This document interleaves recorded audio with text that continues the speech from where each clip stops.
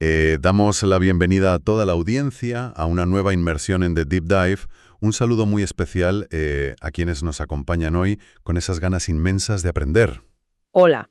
Sí, de ir un poco más allá de la superficie, ¿verdad? Eso es, de conseguir esos momentos de revelación intelectual de una forma, pues, rápida, pero verdaderamente exhaustiva. Totalmente. La misión de nuestro análisis a fondo de hoy es sumergirnos en un texto que, bueno, dejando a un lado las creencias personales de cada cual, es indiscutiblemente fundacional para la literatura y la cultura de nuestra civilización. Vamos a examinar el capítulo 2 del libro del Génesis. Un texto interesantísimo. Y para ser exactos, la fuente que tenemos hoy sobre la mesa es la Santa Biblia en su versión Reina Valera edición de 2009. Sí, que no es una edición cualquiera. Lo que hace que esta edición específica sea una mina de oro es que incluye un sistema de notas al pie y referencias cruzadas que... Que aportan un contexto realmente alucinante, la verdad. Exacto, para entender la estructura y el significado profundo de lo que estamos leyendo.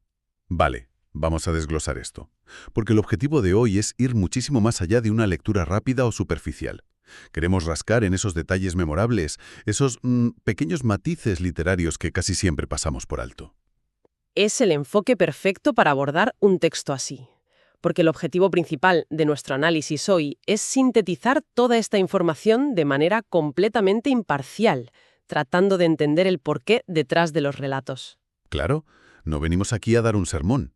No, en absoluto. Venimos a explorar analíticamente la culminación de la creación, esa geografía tan sorprendentemente detallada del Edén, de la que poco se habla, y el origen de las relaciones humanas, tal y como se describe en nuestra fuente. Vamos a mantener una postura de exploración rigurosa. Pues empecemos por el principio de este capítulo, que curiosamente arranca contándonos el final de algo monumental.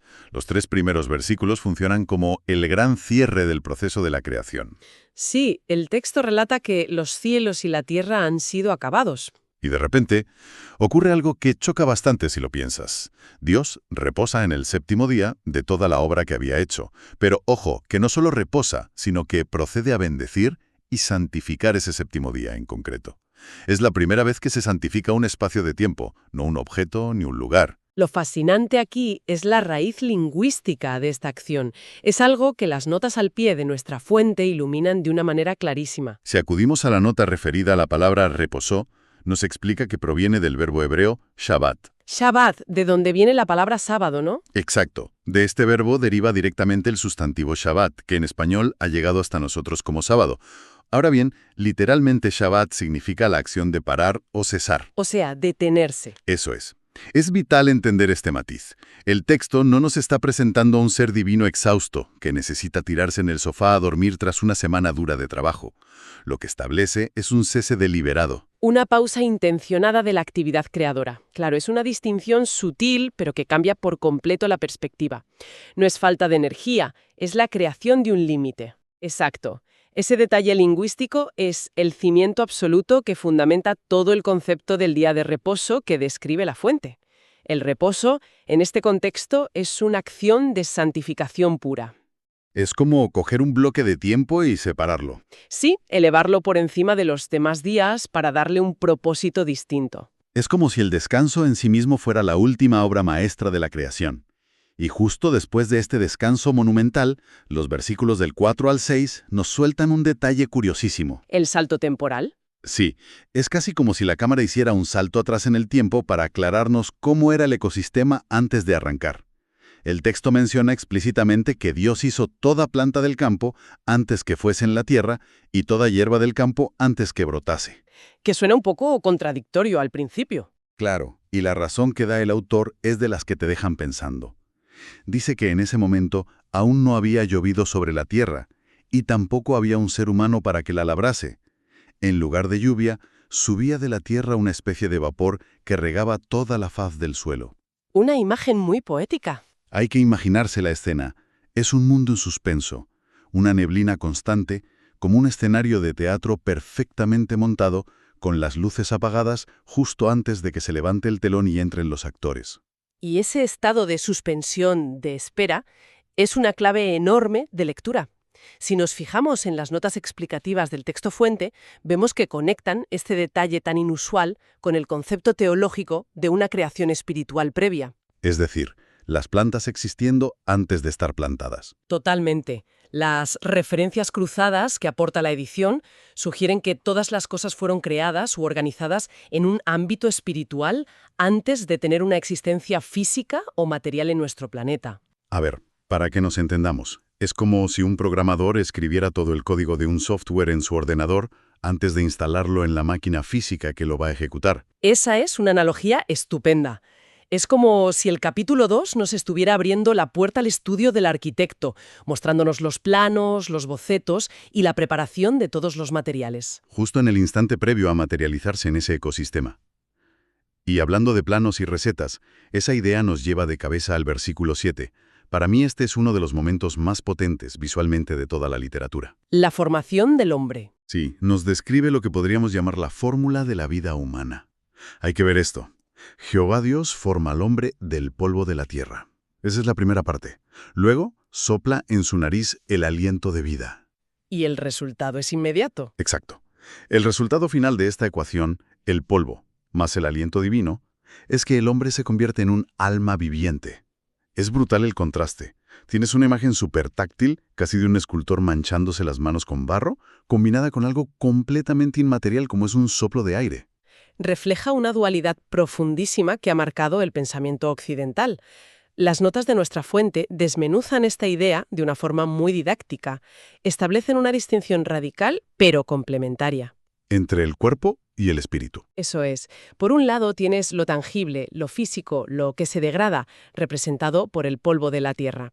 Y por otro lado tienes el espíritu, que el texto relaciona directamente con ese aliento de vida insuflado desde el exterior, desde la divinidad. Que no aparece por arte de magia. Hay un proceso, una unión de dos realidades muy distintas. Totalmente. Y la nota de la fuente subraya algo fundamental. Es precisamente la unión indisoluble de esos dos elementos lo que conforma el alma.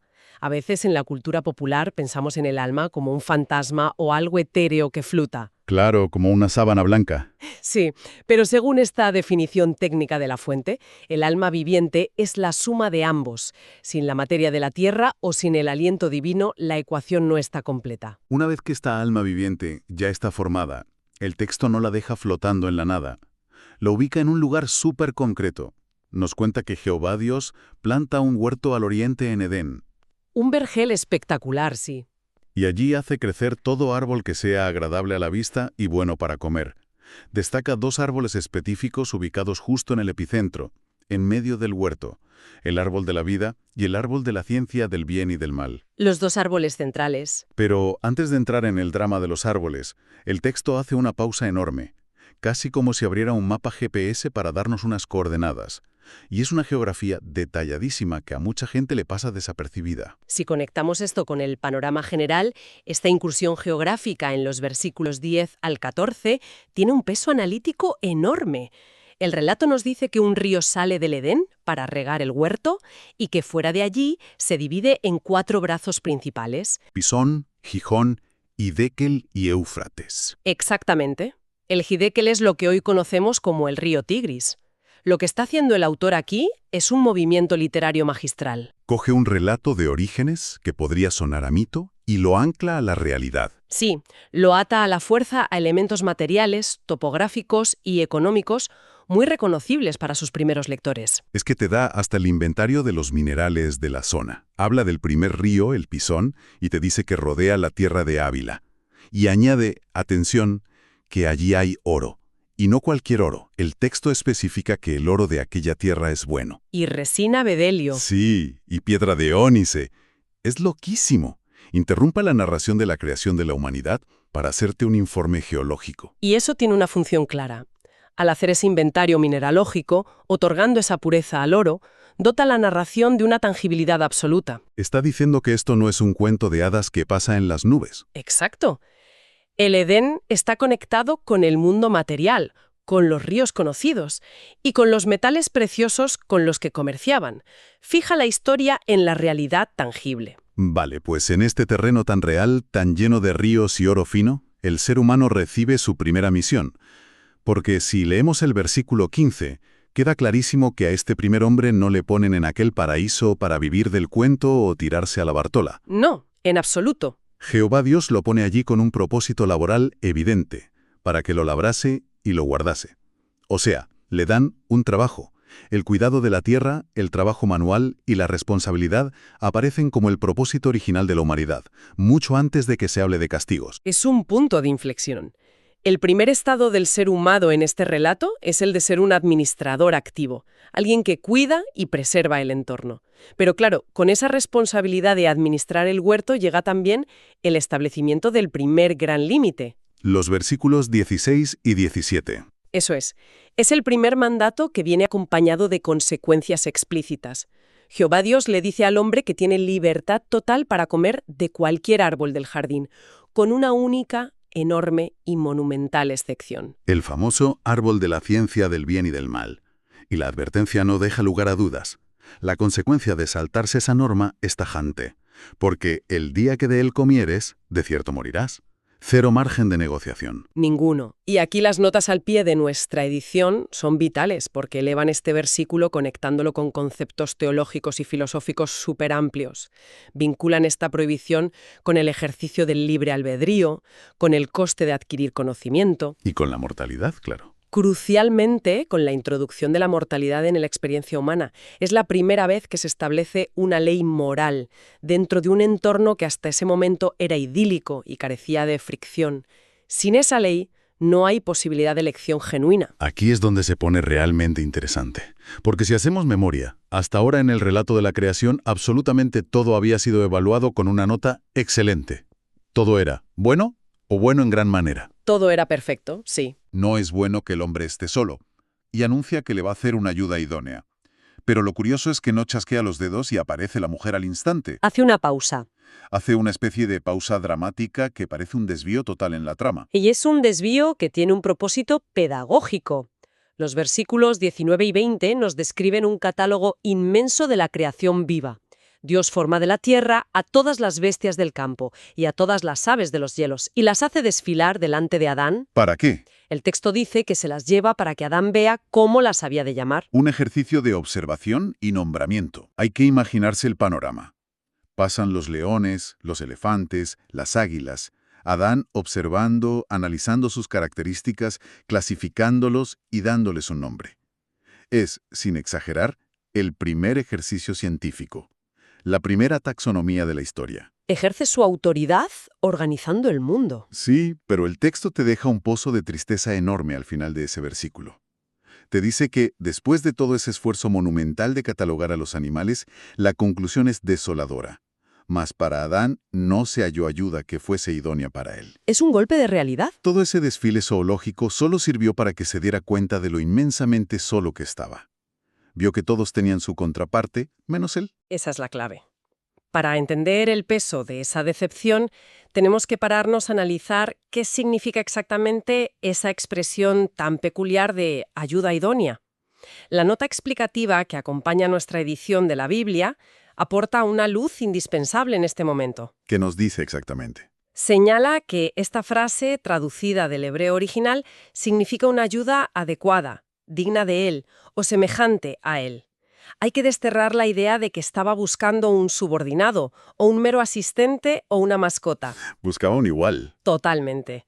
La búsqueda que motivó ese desfile de animales era la de un igual. Necesitaba a alguien de su misma especie, de igual a igual, con quien pudiera conectar de forma plena. Al nombrar a los animales, el ser humano se hace consciente de su propia singularidad y de su aislamiento. O sea, ese reconocimiento de soledad es lo que prepara el terreno para la operación primordial, la que seguramente sea una de las escenas literarias más famosas y representadas de la historia del arte. Ocurre en los versículos 21 y 22. El sueño profundo. Sí. Jehová Dios hace caer un sueño profundo, una especie de anestesia total sobre Adán, y mientras duerme, toma una de sus costillas y cierra la carne en su lugar. Y de esa costilla edifica o hace a una mujer, y la trae al hombre. Fíjate en el cambio de material. Claro, a diferencia del hombre que fue amasado del polvo del suelo, la mujer es creada a partir de algo que ya era humano, que ya tenía vida. Ese detalle es riquísimo en simbolismo. Muchos analistas literarios han destacado a lo largo de los siglos que el hecho de que se use una costilla transmite una idea de profunda igualdad. No se la toma de la cabeza para que mande sobre él, ni de los pies para que sea pisoteada. Sino del costado. Exacto. Del costado para estar a su lado, bajo su brazo para ser protegida y cerca del corazón para ser amada. Y la reacción de Adán al despertar y verla es pura poesía emocional, pero que además esconde un detalle etimológico fascinante. Sí, cuando la ve, suelta esa frase mítica. Esta es ahora hueso de mis huesos y carne de mi carne. Un reconocimiento inmediato. Reconoce al instante a esa igualdad que los animales no le pudieron proporcionar.